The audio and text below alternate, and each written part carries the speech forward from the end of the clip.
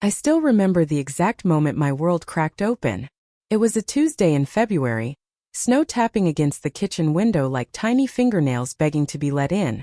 I was folding laundry in the basement, my laundry, the clothes I'd worn for 40 years, when I heard the basement door slam. Footsteps thundered down the wooden stairs.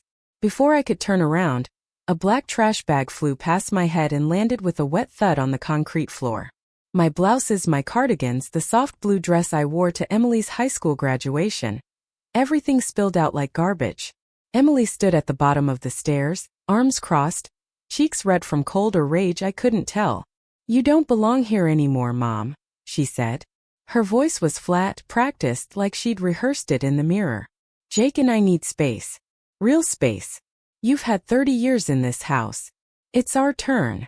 I just stared at the pile of my own life on the floor, the sleeves of my favorite sweater tangled around a pair of Jake's muddy work boots he'd never once carried upstairs himself. I opened my mouth but nothing came out. She was already walking away. The door slammed again. The lock clicked. That sound, that little click, still echoes in my dreams. My name is Margaret Thompson, but everyone used to call me Maggie. I'm 68 now, and for the last 15 years I've lived in the small mother-in-law suite attached to the house my late husband Robert and I built with our own hands. Emily is my only child. When Robert's heart gave out in 2010, I signed the house over to her and Jake so they could start their family without worry. I kept the little suite in the back, 1 bedroom, 1 bath, a hot plate, and the promise that I'd always have a corner. I never asked for much.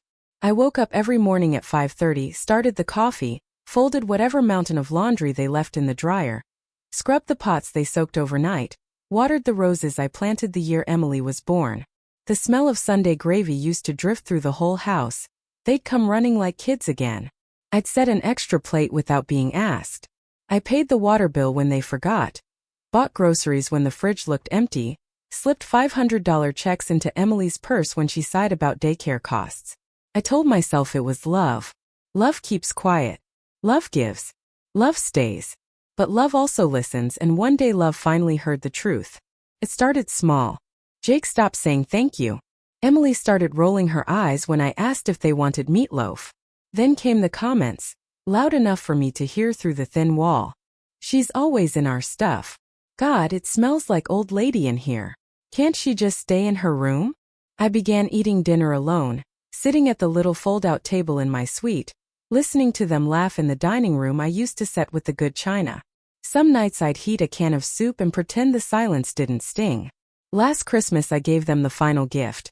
My savings bonds, almost $80,000 Robert and I scraped together for emergencies. Emily cried, hugged me, promised they'd take care of me forever. 3 weeks later they booked a cruise to the Bahamas. I wasn't invited. The morning of the trash bag, I'd made the mistake of leaving my bedroom door open while I napped. Jake wanted to turn my suite into a home gym. Emily decided my things were cluttering the energy. That's the phrase she used on the phone with her friend, cluttering the energy. I heard it through the vent. I sat on the cold basement floor for a long time, snow light flickering through the tiny window well. My knees ached. My fingers shook as I picked up the blue dress, the one with tiny white flowers Robert said made me look like springtime. I folded it slowly, the way I used to fold Emily's school uniforms.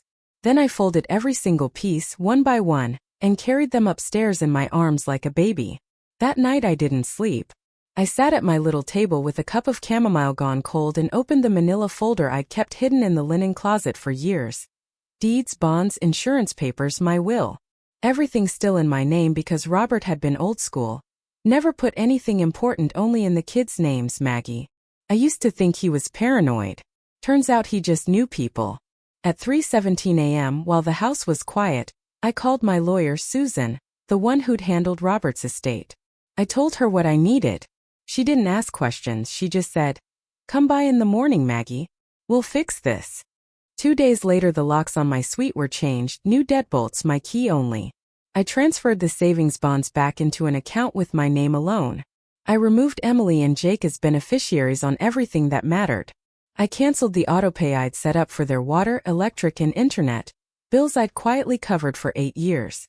Then I packed one suitcase and drove to the little coastal cottage my sister left me when she passed. I never told them I was going. I just left the key to the old locks on the kitchen counter with a note that said, "The house is yours now. All of it." They noticed on a Thursday. My phone exploded. First came the rage text from Emily. "How could you be so selfish? We have a toddler, Mom. What are we supposed to do about bills?" Then the fake tears. "I'm so sorry, I didn't mean it. Come home, we love you." I let it ring until the voicemail was full. They showed up at the cottage on a Saturday, Emily clutching little Harper like a shield, Jake red-faced behind her. I opened the door but didn't invite them in. The ocean roared behind me, gulls screaming overhead. Emily started crying immediately. "Mom, please. We didn't mean it. We were stressed. You know how it is." Jake tried the angry route. "You can't just cut us off. That money was for the family." I looked at my daughter, the little girl who used to fall asleep on my chest while I sang, "You Are My Sunshine," and felt something inside me finally go still. "Emily," I said, voice soft but steady, "I gave you 30 years of sunshine. You threw it out with my clothes. The sun still rises, honey. It just doesn't rise here anymore." She kept talking, pleading, blaming postpartum, blaming Jake, blaming me for never setting boundaries sooner. I listened until she ran out of words. Then I closed the door. The click of that lock was the sweetest sound I'd heard in years. It's been 6 months now. I wake up to the smell of salt air instead of their burnt toast. I garden in peace, real roses, not the ones they let die. I eat dinner on the porch watching the horizon turn pink and gold. Some nights I miss the weight of a child's head on my shoulder. But then I remember the weight of being invisible in my own home. And the missing stops. I kept one thing from that basement floor, the blue dress with white flowers. It hangs in my new closet, pressed and waiting for warm days. Sometimes I put it on and walk the beach barefoot. The fabric still feels like springtime. The woman wearing it finally feels like Maggie again. To every grandmother listening who's folding someone else's laundry, while your own heart frays at the edges. You taught them how to walk. You do not owe them the ground you walk on. Close the door if you must. Change the locks. Save yourself. The sun will still rise tomorrow. And darling, it can rise for you.